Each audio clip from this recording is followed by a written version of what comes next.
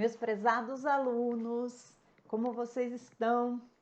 Quero deixar meu abraço para vocês e dizer que nós estamos aqui empenhados em gravar essas aulas para que vocês possam acompanhar as aulas, mesmo possam acompanhar a matéria, estudar, mesmo que à distância. E mesmo desse jeito assim meio atrapalhado que eu estou fazendo aqui, porque aos poucos eu vou conseguindo passar o conteúdo para vocês e a gente vai melhorando. Cada vez que a gente vai fazendo, vai melhorando. Já saí bastante da zona de conforto, porque eu nunca tinha feito isso na minha vida, de dar aula para uma câmera, não ter plateia, não posso jogar um giz, não posso fazer nada. E aí a gente precisa se adaptar, precisa se adequar. Eu espero sinceramente que acabe logo essa suspensão, que a gente possa voltar à nossa vida normal. E aí a gente possa ter esse contato que a gente tem humano, possa trazer a matéria para vocês assim no tete a tete. Por enquanto, vamos ser otimistas, não vamos deixar a peteca cair, o estudo não pode parar. Então, convido vocês a pegar o código aí na mão, porque hoje a aula vai ser sobre dosimetria de pena. Nós vamos começar a falar dosimetria de pena. Eu vou fazer uns videozinhos mais curtinhos, assim, uns 10 minutos, porque fica muito longo, a gente perde o foco. Eu digo por mim, então, eu perco muito foco. Então, vamos fazer 10 minutos, vamos parando, porque é um tema muito importante. Campeão de incidência na OAB. Sempre, não posso falar sempre, porque sempre é muito, muito longe, sempre. Então, vamos dizer assim que a maioria dos exames da OAB vão cair dosimetria de pena. Porque se você for fazer um memorial final, você precisa dizer para o juiz qual seria a forma mais justa para dosar a pena de uma pessoa. E se a sentença já existir no exame da OAB, é óbvio que eles querem que vocês analisem essa sentença. E é isso que a gente faz na dosimetria. Dosimetria, dose, lembra do remedinho, dose. Qual que é a dose de pena que essa pessoa vai receber?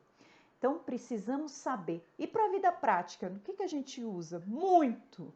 Quando a gente faz processo criminal, a gente analisa esse processo e ali, quando a gente vai fazer nossas alegações finais, a gente diz para o juiz, já monta uma dosimetria que claro, né, que beneficie o nosso cliente. E já diz para o juiz qual que é a forma mais justa para ele ser condenado, ou a gente pede absolvição, faz uma tese fechada ou uma tese subsidiária, como poderia ser, qual que é a melhor forma de ser dosada essa pena, né? Trazendo a sardinha aqui para o nosso lado. E nos recursos, poxa, você não consegue fazer um recurso criminal se você não conhecer as fases da dosimetria de pena, de saber quando o juiz está incorrendo em bis in idem.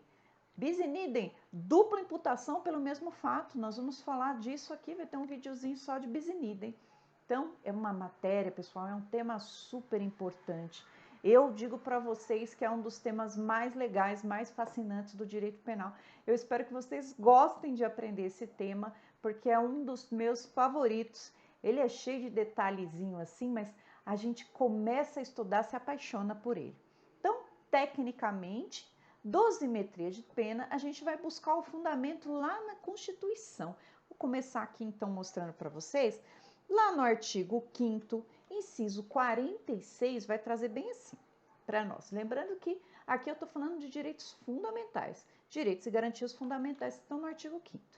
Está escrito assim: a lei regulará a individualização da pena e adotará, entre outras, as seguintes.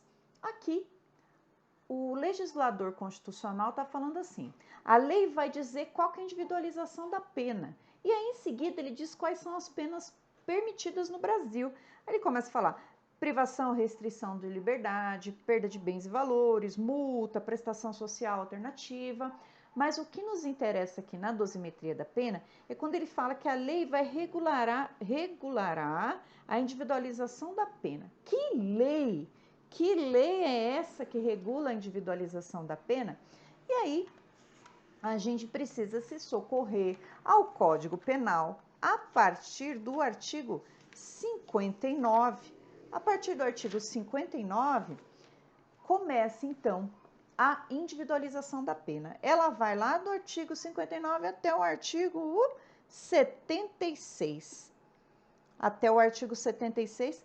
E eu peço para que vocês, então, deem uma paradinha nesse vídeo, leiam esse artigo do 59 ao 76 para a gente ter uma visão global e aí a gente retome. Vamos lá. Primeira coisa, nós estamos falando de individualização da pena, nós estamos falando no critério trifásico, ou critério Nelson Hungria, que foi o criador do nosso Código Penal. Então, a gente chama de critério trifásico ou critério de Nelson Hungria. São 3 fases pelas quais o juiz vai passar para definir a pena. O legislador, ele traz a pena de forma abstrata. Ele só vai dizer qual que é o mínimo, qual que é o máximo. Mas para dosar essa pena, para individualizar como a Constituição manda, é preciso passar por essas 3 etapas. Na primeira etapa, o juiz vai verificar lá no artigo 59 as circunstâncias judiciais. Já adianto para vocês que são 8 circunstâncias judiciais. Essa é a pena base. O juiz vai sair da pena base com um montante de pena que ainda não é definitivo, é provisório. Vai para a segunda fase. Na segunda fase, ele vai analisar quais são as circunstâncias agravantes e as circunstâncias atenuantes. No final, ele sai com uma pena intermediária. E, finalmente, na terceira fase, o juiz analisa as causas de aumento e as causas de diminuição. Só assim se chega ao final da dosimetria da pena. Mas não é tudo. Ali no finalzinho, o juiz vai ter que analisar se existe detração penal.